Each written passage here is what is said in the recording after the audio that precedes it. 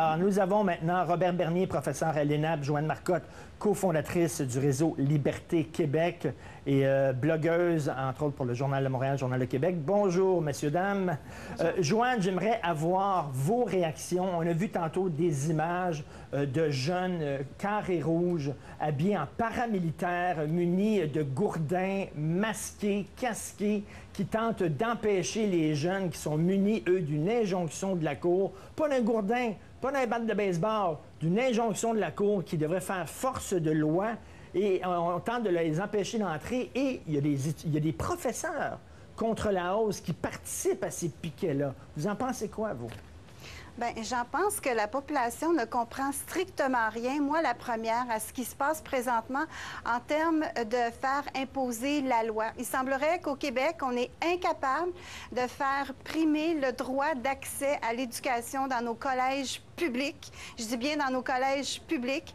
Nos enseignants même font partie d'une armée qui font front commun avec des étudiants anarchistes, avec l'appui des artistes, etc., pour empêcher des jeunes d'accéder à l'enseignement. Je ne comprends rien. Je souhaite que la Sûreté du Québec fasse son travail. Je souhaite qu'on ne plie pas devant ces anarchistes-là. Je souhaite que la population appuie le travail des policiers parce que ça n'a pas de l'air que nos autorités sont capables de faire respecter ça. Monsieur Bernier, j'aimerais avoir vos réactions. Moi, j'ai été extrêmement dur envers les directions de collège en disant « Vous devez faire respecter les injonctions et tout faire ce qui est possible pour faire entrer ces étudiants-là pour qu'ils puissent étudier. » D'un autre côté, les directions disent « Écoutez, si on les fait entrer, ça va être le bordel, ça va être... les rouges vont entrer, ils vont les intimider, il peut y avoir de la bagarre. On ne peut pas assurer la sécurité de ces jeunes-là, donc vaut mieux plier l'échine et annuler les cours. » Vous en pensez quoi? Écoutez, l'application d'une injonction, si vous voulez, à un syndicat de travailleurs sur le terrain, comme on l'a connu au Québec dans les dernières années, ça se fait bien. Il y a des moyens de pression. On peut arriver avec une loi spéciale. Et si vous voulez, on le sait, les syndicats ne sont pas très populaires au Québec. Donc, souvent, le gouvernement ou la partie patronale peut y gagner dans l'affrontement. Mais ici, c'est très différent. Ce sont des étudiants, on en a souvent parlé. La population appuie le gouvernement dans sa démarche pour la hausse, mais il y a la dimension émotive qui est là-dedans. Ce sont des enfants. Et là, c'est la difficulté parce que politiquement, il y a un problème à appliquer ces injonctions-là. On a peur que des gens soient blessés.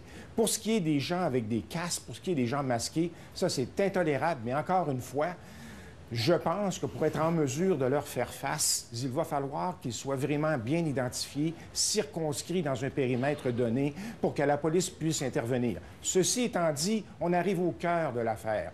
Mme Beauchamp parle avec les étudiants cette semaine, et cette semaine, le premier ministre Charest doit faire comme Robert Bourassa faisait il y a 40 ans, step in, arriver en dedans, négocier principalement avec, si vous voulez, les trois formations et tenter d'en venir à une entente. Parce qu'ici, il faut le dire, et dans le milieu syndical, c'est bien connu, il faut trouver un face-saver. Il faut trouver, si vous voulez, une solution qui n'est pas nécessairement, mais où les deux parties vont sauver la face. Et cela doit se faire très rapidement. La saison touristique approche. On le sait, pour Montréal, ici, c'est crucial. On pense au Grand Prix, on pense aux commerçants, on pense au Festival international de jazz. C'est une situation qui ne peut pas continuer éternellement. OK, on garde nos invités avec nous, Robert Bernier et Joanne Marcotte. On s'en va à la pause et on reprend la conversation avec eux. Est-ce qu'on devrait aider les policiers avec l'armée? Il y a des gens qui m'écrivent ça. On en parle après la pause. Nous sommes toujours avec Joanne Marcotte et Robert Bernier. Joanne, dans les années 60, il y avait des Noirs qui voulaient aller à l'université en Alabama. Il y a des racistes qui ne voulaient pas les voir là. Ils ont bloqué l'entrée. Qu'a fait Robert Kennedy, qui était ministre de la Justice? Il a envoyé la Garde nationale pour escorter ces jeunes-là en disant « La loi, c'est la loi. Ils ont le droit d'étudier. Personne ne va les empêcher d'étudier. On va les escorter. » Est-ce que là, on n'a pas l'équivalent de la Garde nationale ici? Mais est-ce qu'il faut prendre tous les moyens nécessaires pour faire respecter la loi et l'ordre? Moi, je suis de cet avis-là, oui. Parce que plier présentement, là, reculer, c'est de faire gagner les anarchistes, mais c'est pire que ça. C'est vraiment de renoncer à notre système de droit. C'est d'avouer que des cagoulés peuvent régir la gouvernance du Québec. C'est d'avouer que le Québec, dorénavant, il est ingouvernable. C'est ça que ça veut dire. Et puis, Dieu sait que le Québec a besoin de réformes. Donc, faire gagner, il n'y aura pas de... Je veux dire, il n'y aura pas de solution gagnant-gagnant. Oubliez ça, le consensus social dans ce cas-ci.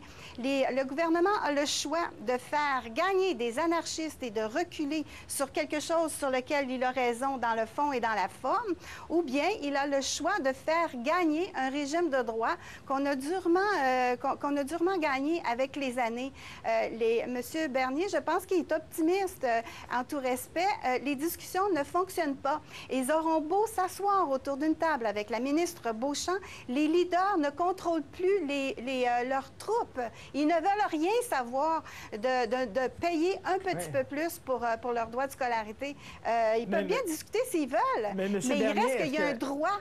Monsieur Bernier, Robert Bernier, est-ce que les leaders étudiants sont encore légitimes? C'est-à-dire qu'ils ont eu le mandat de négocier une entente, ils sont allés avec le gouvernement, ils ont signé une entente, ils retournent devant leurs membres, les membres ont refusé cette entente-là. Donc, ça veut dire habituellement, dans le milieu syndical, c'est que tu démissionnes parce que tu n'as plus le mandat, tu n'as plus la légitimité de représenter tes membres. Habituellement, dans les syndicats, on démissionne en disant, bien, choisissez quelqu'un d'autre pour négocier avec vous. Or, eux s'accrochent, restent.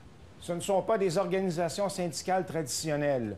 Ce qui doit être fait ici, on doit faire appel à une organisation indépendante qui va faire la consultation et qui va aller faire voter l'effectif étudiant québécois. Si on est capable d'aller chercher 80 de l'effectif étudiant québécois par élection au Québec, par exemple, à ce moment-là, on va avoir une bonne idée de ceux qui approuvent ou non, si vous voulez l'entendre, qui sera mis sur la table. On sait que le Conseil provisoire sur les dépenses d'université, c'était une bonne initiative. Il était possible de faire quelque chose autour de cela. Puis l'autre élément là-dedans que je veux ajouter, on ne peut pas faire intervenir l'armée ici. L'armée n'est pas entraînée à faire, si vous voulez, à réaliser ce genre d'intervention-là ici au Canada. On n'a pas cette tradition-là ici. Cependant, les corps policiers peuvent faire le travail, mais encore une fois, le premier ministre doit s'engager rapidement.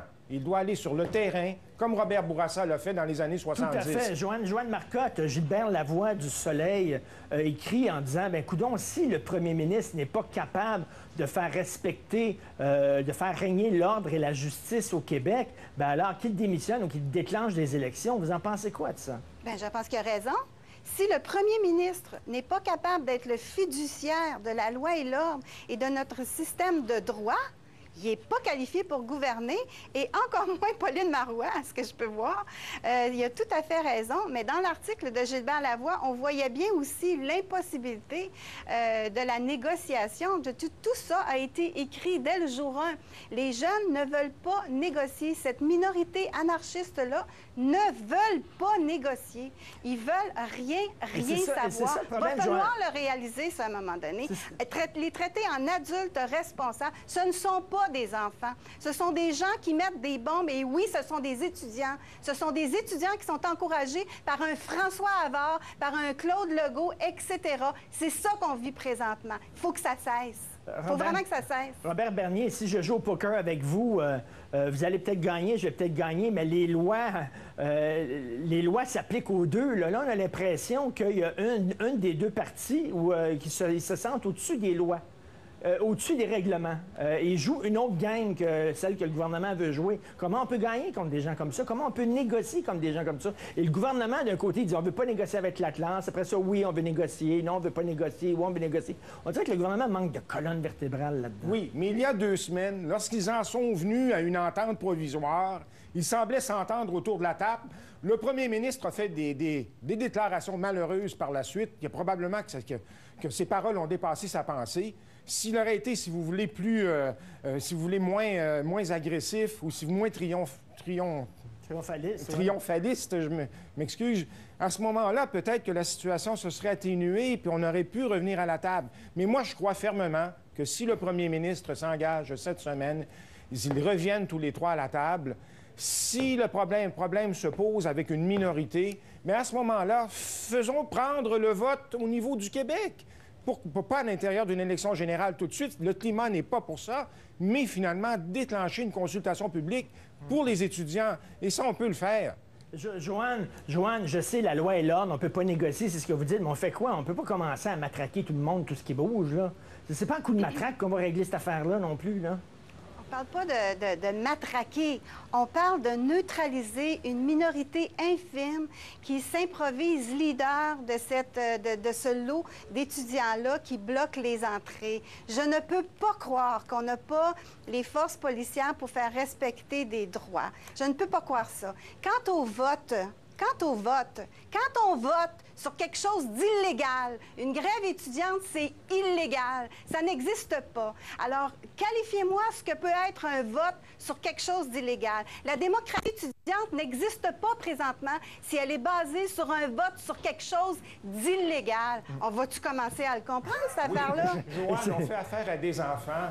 Joanne, on fait affaire avec des jeunes. C'est pas des enfants. Écoute, on peut pas, si tu veux, les frapper. Merci.